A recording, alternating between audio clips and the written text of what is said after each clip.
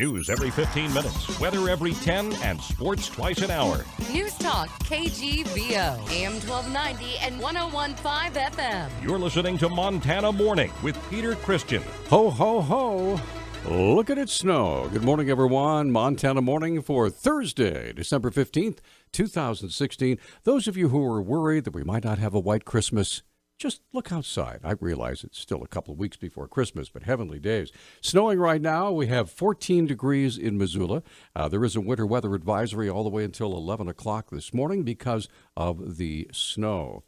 And our newscast this morning is sponsored by Missoula Nissan Hyundai. With every new or used vehicle purchased for a limited time, get 2 years of free service and a full year of free gas. Our top story, of course, this morning is the weather. Light snow has been falling most of the night, and the National Weather Service is estimating that by noon today, the Missoula Valley will receive between 3 and 5 inches total. Meteorologist Trent Smith said at about 4 o'clock this morning, the snow is mostly fine powder. It should taper off between 11 a.m. and noon, but snow amounts are much higher on the mountain passes. Smith says to prepare for bitter cold temperatures coming up Friday night, with lows of 10 below zero in the Missoula Valley, up to 30 below zero on top of the Continental Divide. So, winter, ho, ho, ho. 25-year-old Amy Johnson, the woman who was caught speeding down the wrong way on I-90, was apprehended with a meth needle still in her arm, was in court again yesterday from another drug-related incident that occurred on Halloween. Deputy County Attorney Brittany Santorno asked Judge Landy Holloway for $250,000 bail to run concurrently with the $250,000 already set from Johnson's last appearance in early December. This defendant, Ms. Johnson, consented to a search of her bag where scales and dozens of baggies were found. Cars were seized and search warrants were subsequently issued, and within the car, 59 grams of heroin, 41 grams of meth, and over $11,000 in cash was found, as well as 2 loaded handguns. Santorno said even more evidence was found in Johnson's possession. This defendant is the one that had all the distribution paraphernalia, and thus she's charged with conspiracy to possess with intent to distribute. She already has $250,000 bail set in 2 other possessions of methamphetamine with intent cases, and after a car chase on the wrong side of the freeway. Judge Holloway set the concurrent bail at $250,000 and returned Johnson to the jail.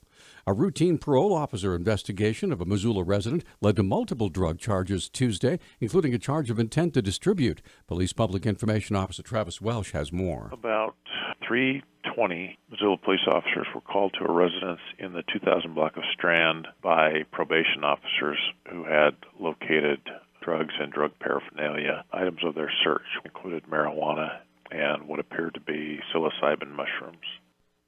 Welsh says the mushrooms alone were enough to result in felony charges for the suspect. The female arrested in connection with this investigation is 41-year-old Christine Cole.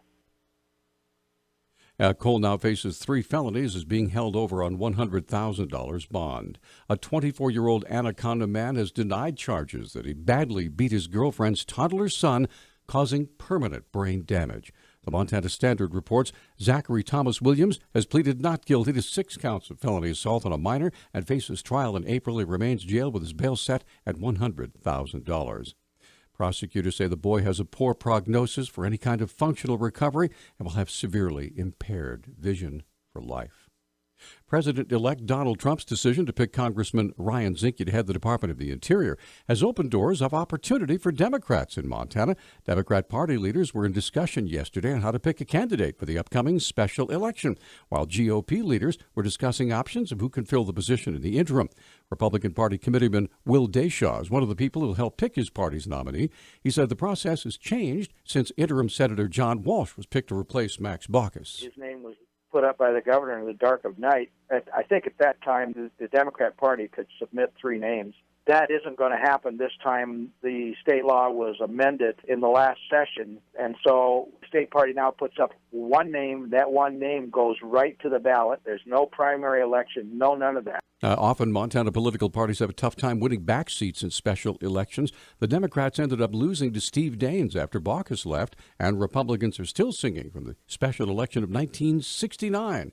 Well, Democrat John Melcher took the seat held by Congressman James Batten after Batten was chosen by Richard Nixon to be a federal judge. When John Melcher won, the state party, the state Republican Party, went into their convention to pick somebody divided, and they could not come to terms to put up the best person, and they put up a person that was obviously couldn't win the race, and the Democrat won. 19 years we lost that seat. While Republicans and Democrats are still scrambling to choose candidates for the special election, Montanans can prepare for more political ads to fill the airwaves this summer as the off-season congressional race will draw lots of out-of-state dollars. Search crews are looking for a man believed to have fallen into the Yellowstone River in Columbus earlier this week. Stillwater County Undersheriff Chip Kem told the Stillwater County News a park caretaker found a bicycle near the river Tuesday and reported it to Columbus police. An officer investigated and found tracks going down to the water but not leading back up. Police questioned people in the area. They reported hearing a yell or a scream about 6 o'clock on Monday night. Authorities are not releasing the name of the missing man. Law enforcement agencies in Beaverhead, Flathead, Lake, and Roosevelt counties recently completed their sexual offender registry checks. And spokesperson for Montana Attorney General Tim Fox, Anastasia Burton, said the vast majority were in compliance. 272 of the sex offenders were found to be compliant, which means they were living at their registered address. They found that 63 offenders couldn't be contacted at their residence, and their residency wasn't verified. Burton said the offenders who were not properly registered are being dealt with. 13 offenders were found to be non-compliant, and follow-up investigations will be conducted to determine if formal charges will be filed for failing to register. And 2 offenders were arrested. One was for failure to register, and one was arrested on a federal warrant for sex assault. Under Montana law, convicted sexual or violent offenders must register their address of residence with local law enforcement. Failure to register is a felony. And finally, the season's first bitter cold spell is gripping the upper Midwest. People in North Dakota, Minnesota, and Wisconsin were under a wind chill advisory yesterday, as were parts of Montana, Wyoming, South Dakota, Iowa, Illinois, Indiana, and Ohio.